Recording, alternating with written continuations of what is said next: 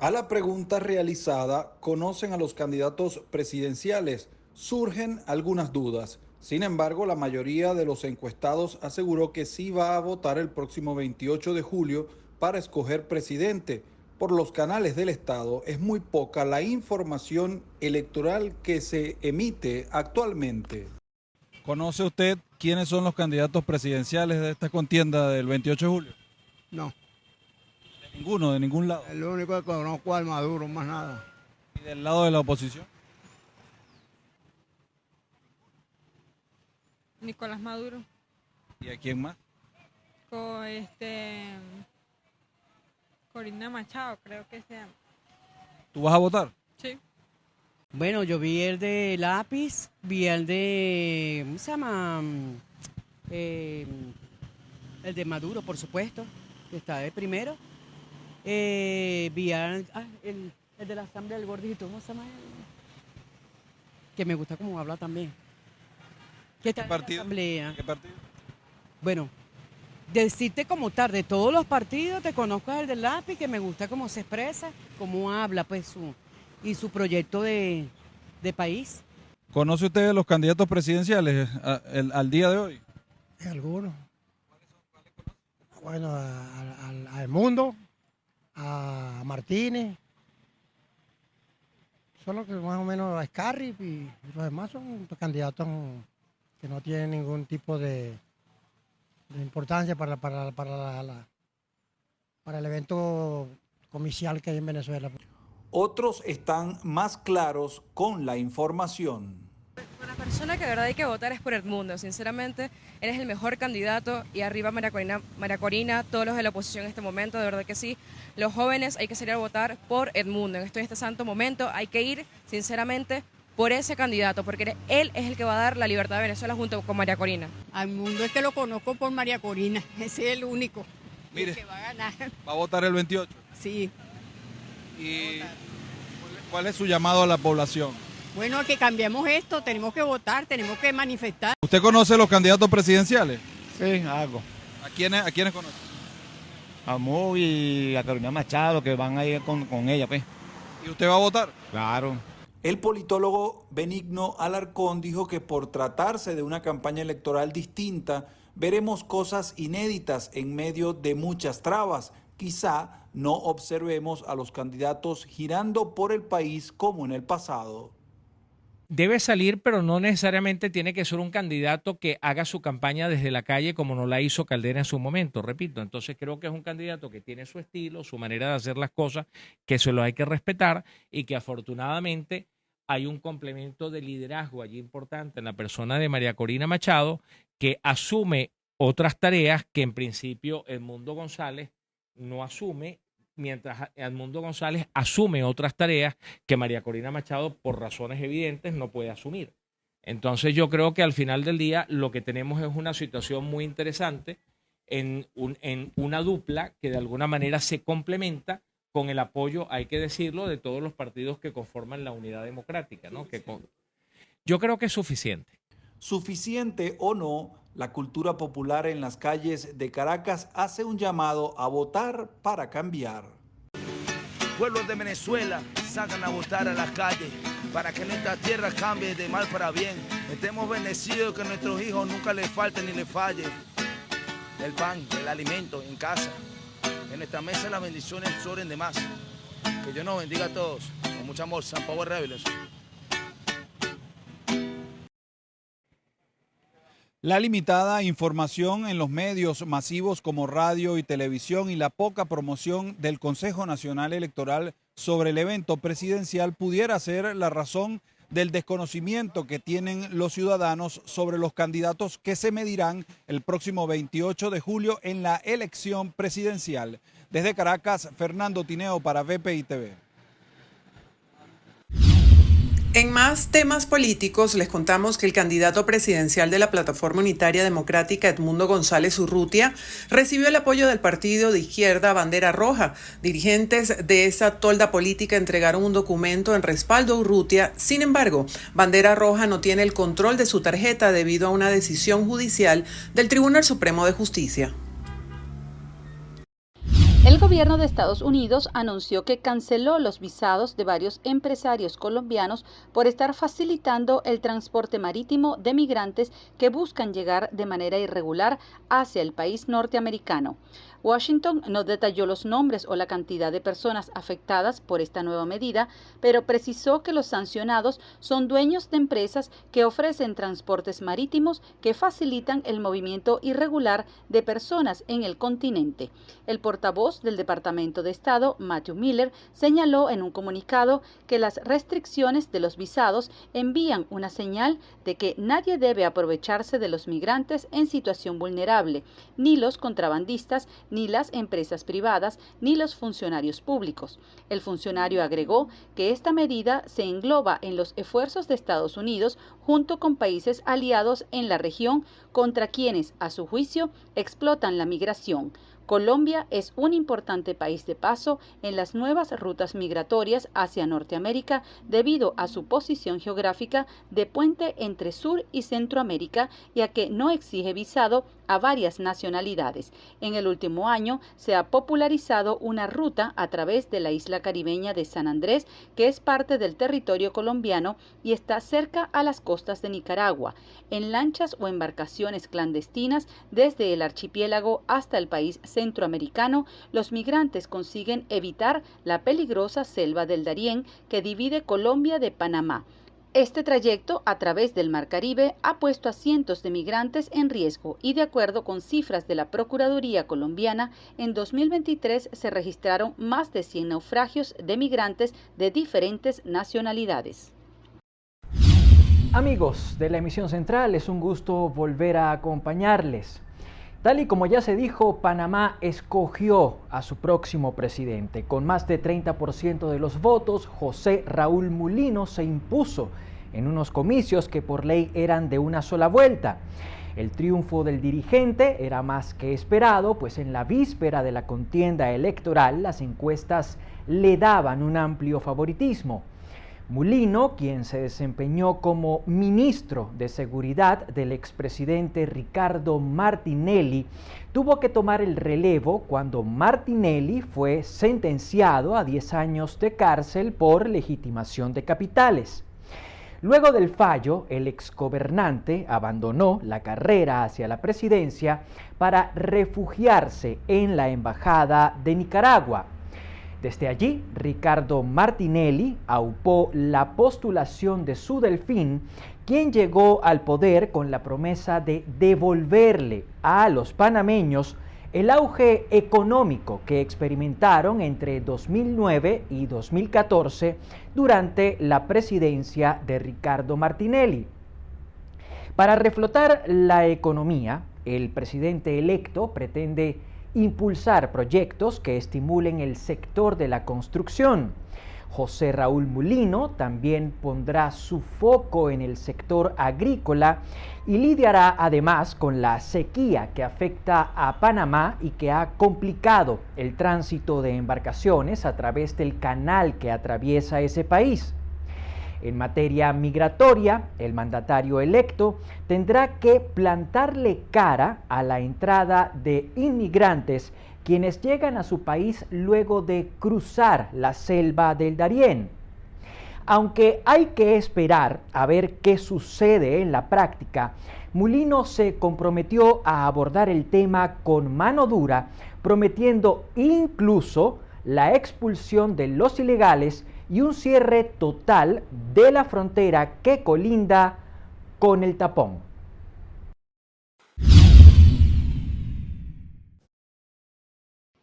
Tarek William Saab, fiscal general de Venezuela, señaló que según el testimonio de Samark López, un grupo de periodistas pertenecían a una nómina fantasma pagada con dinero del Estado por Jocelyn Ramírez, operador financiero del exministro de Petróleo Tarek El Aissami, para atacar mediante presuntas campañas mediáticas extorsivas a personas que no se alineaban con los planes o intereses de la trama de corrupción PDVSA Cripto. Daniel Lara Farías, Wegner Villalobos, Norbey Marín, Sebastiana Barraez, Maybor Petit. El portal de Armando Info y él señala a 2 personas, Roberto Denis y Ewald Schaffenberg.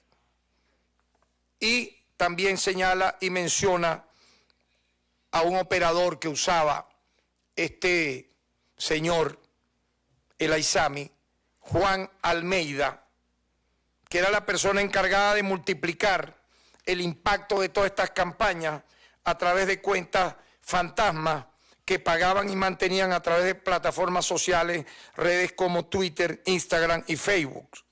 Declara igualmente que estas personas y estos portales recibieron o siguen recibiendo financiamiento de la USAID. Saab reveló que los montos de la presunta extorsión eran desde $30,000 hasta $100,000. Además, destacó que en total son 67 los implicados, procesados y judicializados por esta trama de corrupción. El candidato presidencial por el partido Centrados, Enrique Márquez, cree que es una buena idea la planteada por Gustavo Petro y apoyada por Luis Ignacio Lula da Silva, sobre que se sienten las bases de un acuerdo que permita la estabilidad política una vez pasen las elecciones del 28 de julio. Propone que el acuerdo se llame Gobierno de Unidad Nacional por la Paz y la Tranquilidad, con 4 ejes principales: paz y convivencia, que tienen que ver con justicia transicional, libertad para todos los presos políticos civiles y militares, Comisión para la Paz que implemente lo acordado y transformación institucional. Lo trascendental que sería construir en Venezuela un acuerdo, un entendimiento que permita darle garantías a todos los actores. Yo creo que hay que hacer presión de opinión pública para que el gobierno acoja la propuesta. Y creo que la presión no la hace solo a lo interno de Venezuela. Como he dicho, hemos conversado, hemos tenido la oportunidad, la amable oportunidad de conversar con el embajador colombiano en Venezuela, la embajadora brasileña en Venezuela.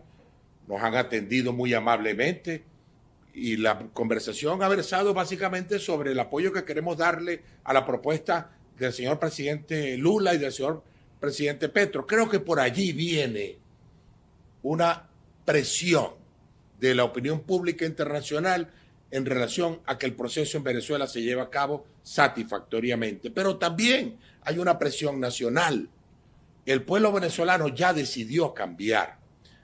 El abusar del ejercicio del poder en contra de la voluntad popular nunca es aconsejable. Y por eso la advertencia que blindemos este proceso electoral, porque es lo que nos conviene a todos. Márquez insistió en que existen amenazas serias sobre el proceso comicial. Hasta ahora ha habido amenazas que se han traducido en hechos concretos. Ha habido inhabilitaciones, ha habido cierre de partidos políticos, y ahora hay amenazas serias. Eliminación de candidaturas, eliminación de partidos de nuevo, suspensión de la elección. Y yo le quiero salir al paso a esas amenazas contra el proceso. Quiero salir al paso con este acuerdo. Porque obviamente esas amenazas, ¿por qué surgen? Miedo a la derrota. Y yo creo que a la derrota no hay que tenerle miedo. Si tenemos nosotros la integridad política y democrática para garantizar la paz y la convivencia en nuestro país. Ese es el nudo gordiano del asunto.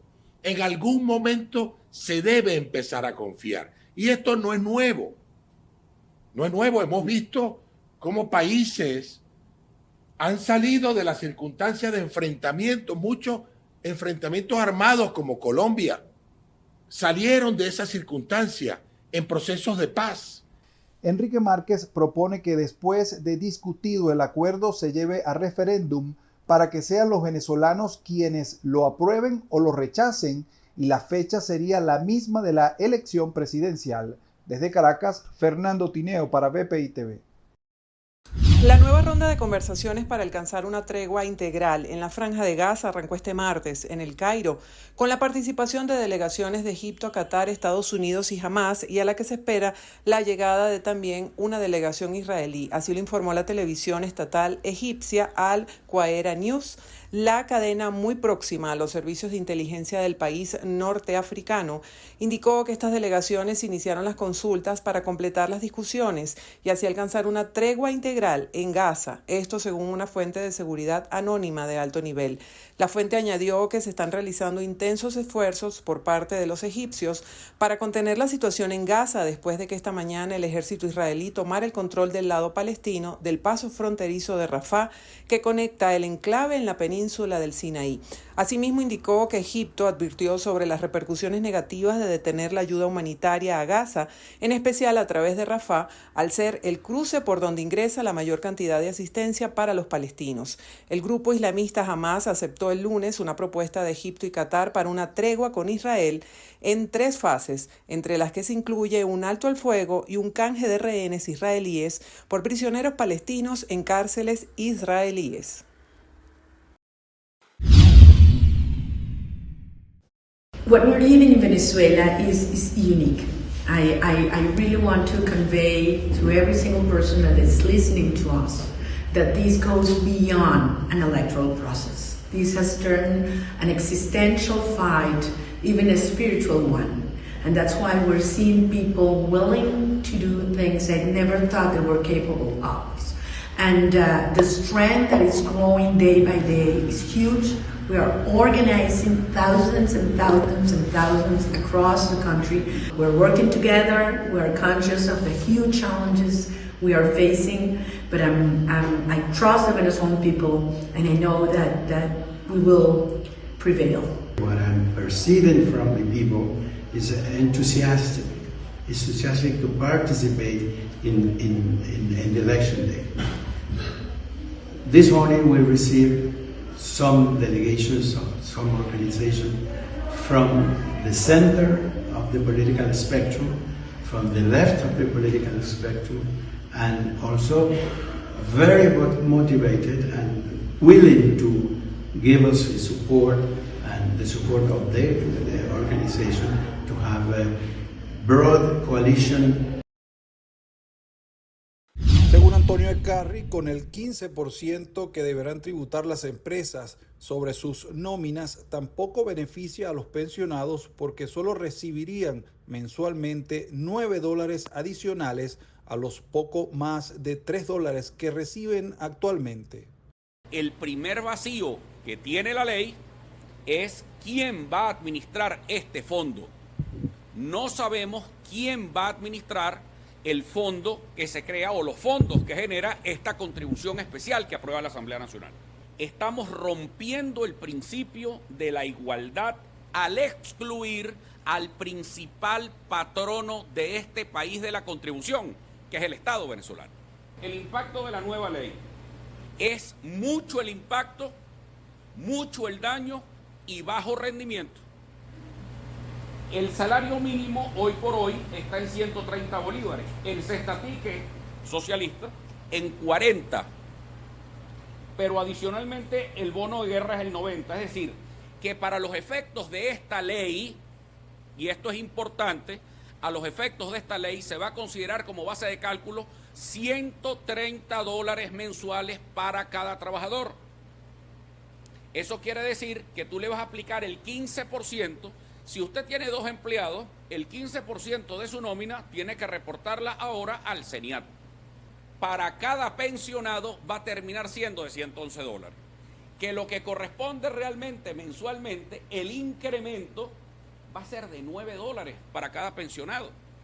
Ecarri aseguró que al país están entrando recursos de la producción petrolera que no están yendo a las manos de los venezolanos, en este caso de los pensionados.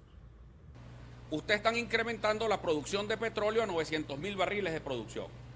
Es decir, estamos estimando que van a entrar $4.000 millones en superávit por las licencias. Es decir, los empresarios y el sector privado de este país y los comerciantes y los emprendedores, porque no estoy hablando nada más de los empresarios, estoy hablando de los emprendedores, van a tener que asumir nuevas cargas fiscales. ¿Por qué? Por las sanciones, según la ley. Pero nadie va a recibir el beneficio de las licencias que significan excepción a las sanciones. El candidato presidencial por el partido Lápiz, Antonio Eckarri, manifestó que en Venezuela falta control y transparencia en el manejo de los fondos públicos y sobra impunidad en cuanto a quienes han administrado dichos recursos que ahora no están en las bóvedas del Estado. Desde Caracas, Fernando Tineo para BPI TV.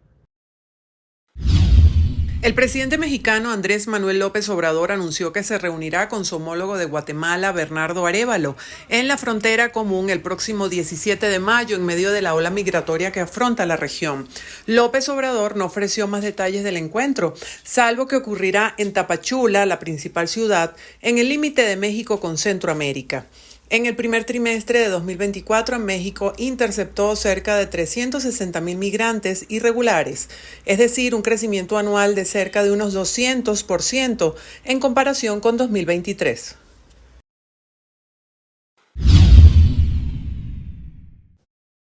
El pasado 12 de mayo, el Consejo Nacional Electoral presentó los datos del registro preliminar de electores para los comicios del próximo 28 de julio. Sin embargo, unos 44.821 venezolanos residentes en 10 países fueron depurados del mismo y no podrán votar debido a que Venezuela ha cortado relaciones diplomáticas con estos territorios. Así lo explicó la directora del Observatorio Global de Comunicación y Democracia y ex rectora suplente del Consejo Nacional Electoral, Griselda Colina. Hay una realidad que hay un conflicto político donde Venezuela no tiene relaciones con algunos países, que esos países donde no hay relaciones diplomáticas, esos venezolanos no iban a tener la posibilidad de participar. Lo que yo creo que hay que rechazar y hay que denunciar es que no tiene el CNE por qué excluirlos del registro preliminar y generar una alarma innecesaria en esos venezolanos. O sea, esos venezolanos tienen que tener garantía de sus derechos. Los que ya estaban inscritos, los casi 40,000, porque 38,000 y tantos fueron depurados de ese registro preliminar, bueno, ellos no pueden perder sus derechos. Los países afectados por esta situación son Bulgaria con 23 electores, Canadá con 5.991 electores, El Salvador con 149 electores, Estados Unidos con 37.883 electores, Guatemala con 208 electores, Libia con 1 elector, Paraguay con 58 electores, Sudán con 4 electores y Curazao con 505 electores. De esta manera, el registro de venezolanos que podrán ejercer su derecho al voto el próximo 28 de julio quedó en 69.189 ciudadanos, los cuales se dividen en 39.521 mujeres y 29.668 hombres. En las jornadas de este 2024, el Consejo Nacional Electoral solo admitió 508 nuevos votantes inscritos y la actualización de datos de 6.020 venezolanos.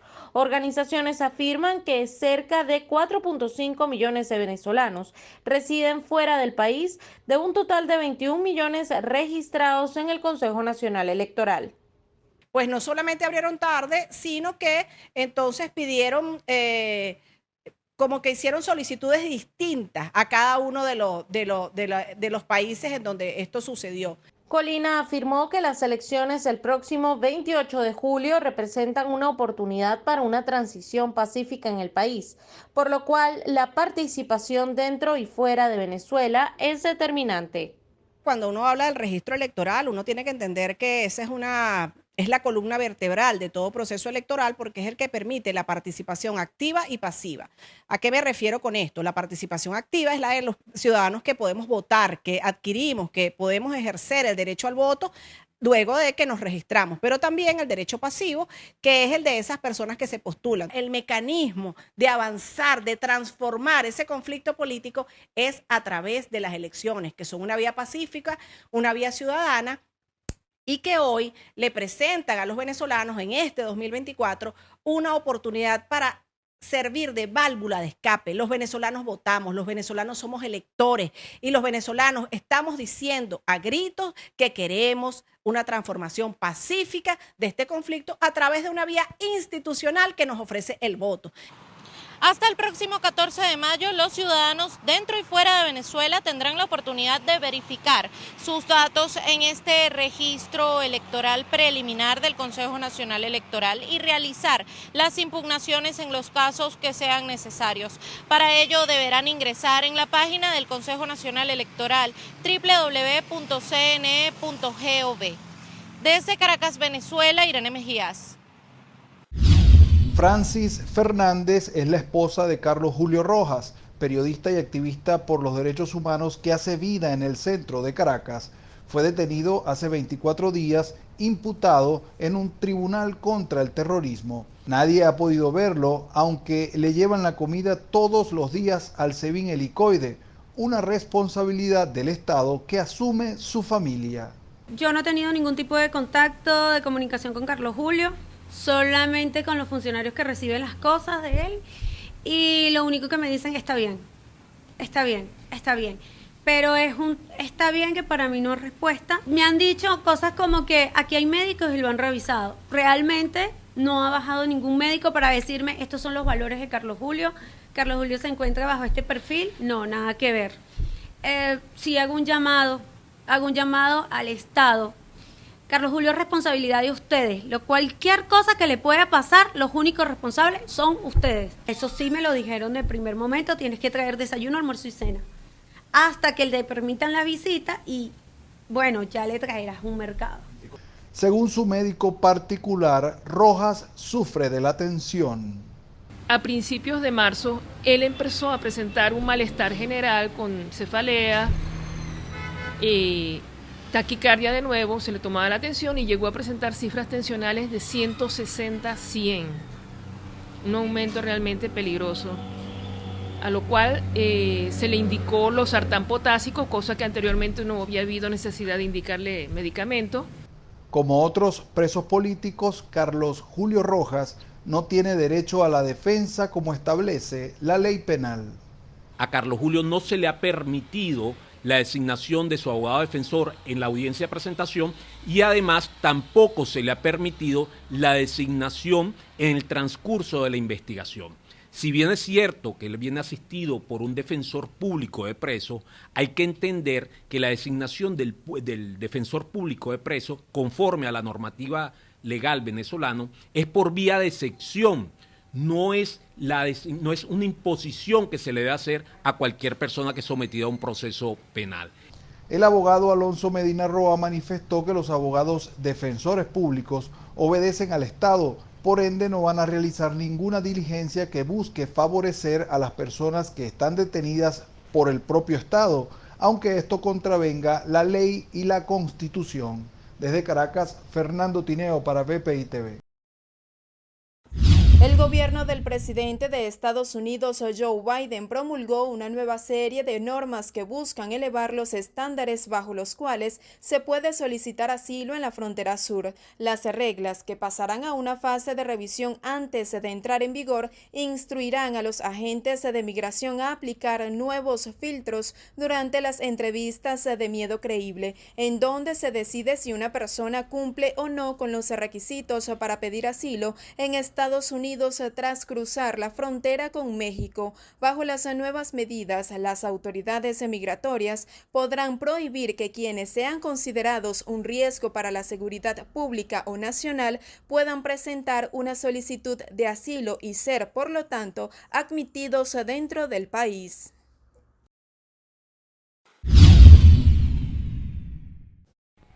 Establecemos el presente contacto desde el estado Zulia. Nos encontramos en el muelle de embarque del municipio Mar, específicamente de la población del Moján, muelle que es donde se embarcan los usuarios para llegar al municipio Almirante Padilla. Esto es el municipio que está conformado por islas que se encuentran en la zona norte del lago de Maracaibo y donde ya dio la información el viceministro de Gestión y Riesgo, Carlos Pérez, que se encontraron ya los 2 cuerpos de 8 de los tripulantes que se encontraban desaparecidos, que se encuentran aún desaparecidos, ya que han encontrado solamente 2 cuerpos de estas personas que el día de ayer aproximadamente a las 3:45 de la tarde fueron reportados como desaparecidos luego de haber despegado desde el aeropuerto internacional La Chinita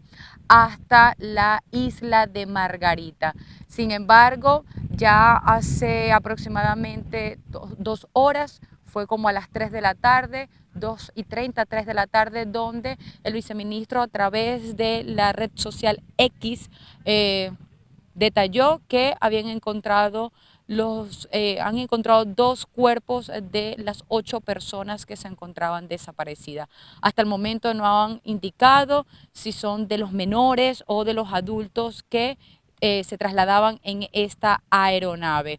Hay que resaltar que lo que ustedes ven en este momento es una de las islas que conforman el municipio Almirante Padilla. Hay que también detallar que más temprano conversábamos con el alcalde del municipio Almirante Padilla, Alberto Sobalbarro, y él nos detallaba que habían conseguido aproximadamente a las 11 de la mañana ya rastros y partes de esta aeronave en la isla de Zapara, en unas partes que son unos mangles.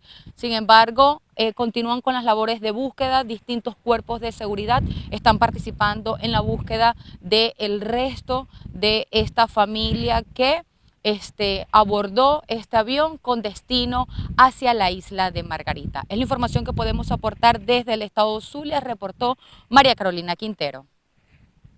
Se desconoce la situación procesal en el caso de la abogada y activista de los derechos humanos Rocío San Miguel luego de 3 meses de su detención. Hasta pasadas las 10 de la noche de este jueves 9 de mayo, los abogados Juan González y Joel García estuvieron en el Tribunal Segundo de Control contra el Terrorismo haciendo una especie de guardia por si Rocío San Miguel era trasladada a dicho juzgado para la audiencia preliminar. Aún así, no se sabe si se realizó dicha audiencia o no. Tanto era el rumor que verdaderamente estaba la Fiscalía, la Procuraduría General de la República, la defensora pública que tiene a cargo la defensa de Rocío San Miguel, entre comillas esa defensa, y efectivamente estaba todo dado para ese traslado. Por lo que nos hicimos presente ante el tribunal e informamos que nosotros somos el doctor Juan Luis González Taguaruco y Joel García, son las personas designadas por los familiares y por la misma Rocío San Miguel como sus abogados defensores de confianza. Esto hizo que los funcionarios retardaran y tuvimos hasta las 10 de la noche cuando ellos decidieron abandonar el tribunal y en consecuencia solamente nosotros quedábamos dentro de las instalaciones del Palacio de Justicia y tuvimos que salir de las instalaciones. Sin embargo, no sabemos si fue trasladada en horas de la madrugada, al finalizar la noche y le hayan hecho esta audiencia como acostumbra hacerlo ahora. Esta información no nos fue desmentida, o sea, jamás la secretaria del tribunal nos dijo la audiencia no es hoy. Simplemente no aportaba mayor información, tomó datos de mi número telefónico y dijo que bueno, que ya no tenía información de la hora de realización de ese acto procesal.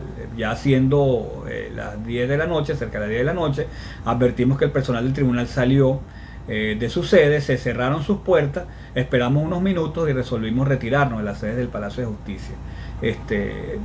No tenemos garantías de que no se haya pretendido realizar la audiencia preliminar después de esa hora. En la sede de tribunales pudimos advertir la presencia de los fiscales del Ministerio Público, de personal de la Procuraduría General de la República, particularmente de la Defensor Público que estaría a cargo de la defensa de la doctora San Miguel.